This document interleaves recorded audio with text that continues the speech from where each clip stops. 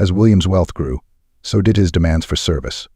For the food he paid a lot of money for the people around him, but most of all he demanded the girls he slept with regularly, without even thinking about the morality of his actions in his 30s. He had already been married twice, and both of his ex-wives were, to put it mildly, displeased with his constant cheating. William sincerely believed that since he worked hard and fruitfully, he should have rested accordingly, namely, to enjoy the full program, often not caring about the comfort and feelings of others, in particular, his wives and girlfriends. Catherine became his third legal wife, with whom he somehow entered into an official marriage. Of course, he himself, this official status was indifferent, but women have always insisted on it, well aware that in the event of divorce, they can grab a significant financial share. William was partial to female beauty. Therefore, in a burst of passion and some blind admiration for women, he usually quickly agreed to put a stamp in the passport, although after a week he realized that soon in his main document will appear another record.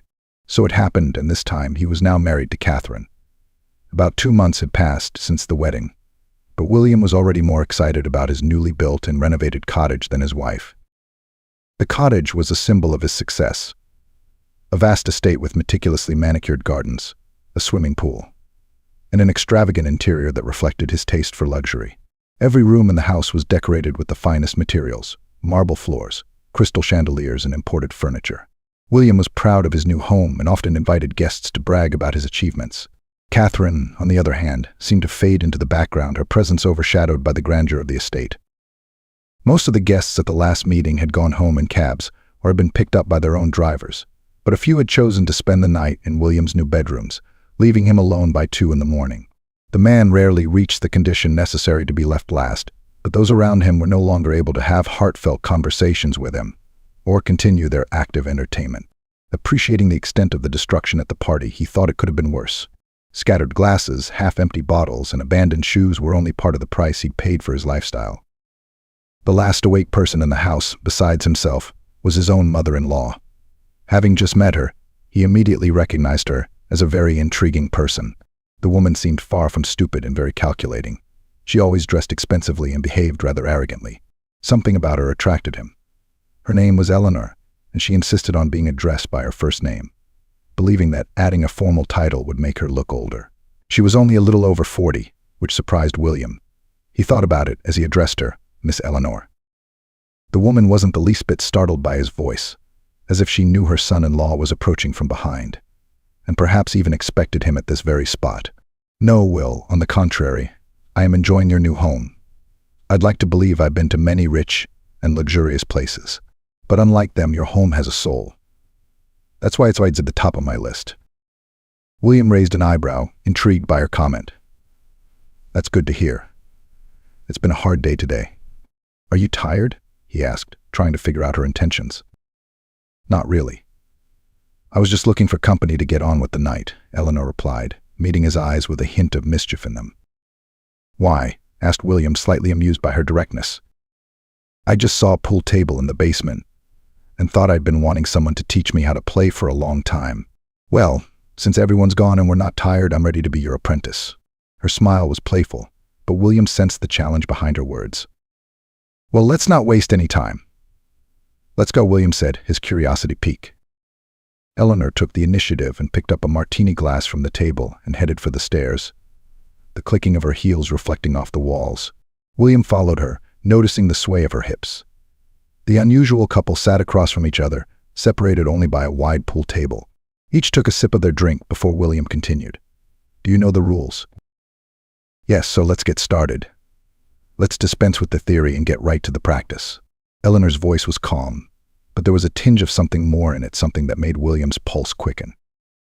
William couldn't escape the thought that Eleanor's every phrase had a double meaning. When she leaned over the table, there was something tantalizing in her movements.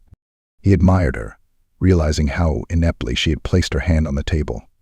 He moved closer, giving her wrist a more proper and confident position. Eleanor smelled of something very pleasant, and William wanted to inhale the scent of her skin for as long as possible. However, he reluctantly pulled away, taking a couple steps back. Suddenly, she straightened up and asked, "By the way, what are we playing for?" "Do we need a prize?" asked William, his voice betraying his interest in what was going on. "Of course we do. Only kids in kindergarten play without bets. What suggestions do you have? Eleanor's eyes sparkled as she spoke, and her smile grew wider. Let's play for desire, she said, and there was an undertone in her voice. William agreed, intrigued. He watched Eleanor's demeanor change. Her movements became confident. She leaned over the table and broke the pyramid with a quick movement, picking up one of the balls in her pocket. 1, she counted off, then leaned over again and sent another ball into the hole. 2. I want to talk about you and Catherine, she said, walking over to the other side of the table. Without thinking long, she sent another ball into the hole. 3. Or rather, about your relationship with her and parallel relationships with other women. Without moving from her seat, she took aim and sent another ball to the opposite side of the table. 4. I know you're going to cheat on her. It's only a matter of time. William stood, stunned by her directness. Another ball lay in the hole, and he felt a mixture of emotions, shock, intrigue, and a strange sense of arousal. Of course, you'll find out sooner or later. But I want to get some benefit from keeping this information to myself, Eleanor added, keeping her eyes on him. She deftly sent another ball into the hole and turned to look at William, who obediently walked over. She put the cue aside, positioning herself closer to the edge of the table, and smirked, hesitant to make a move. Eleanor had outplayed him in every way, both in billiards and psychologically. She pulled William to her, showing that she was not only skilled with the cue, but also with people, especially men and their emotions.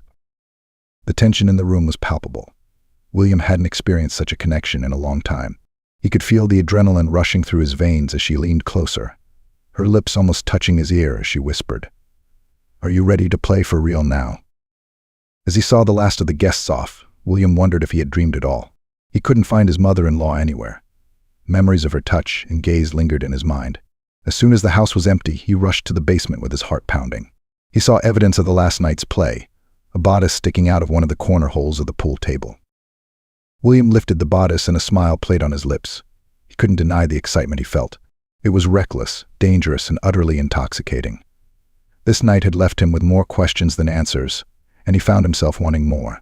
Eleanor was a mystery he couldn't wait to solve. The game they were playing was far from over, and William realized he was already in too deep. The next days passed like a blur. Catherine was oblivious, minding her own business, and William became more and more absorbed in thoughts of Eleanor. He replayed their meeting again and again in his memory, and each detail was more vivid than the previous one.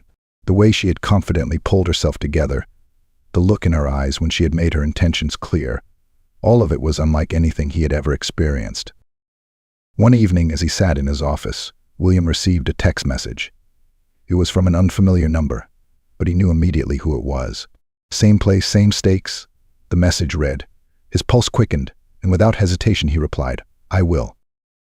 The game had just begun, and William was ready to see how far he could go.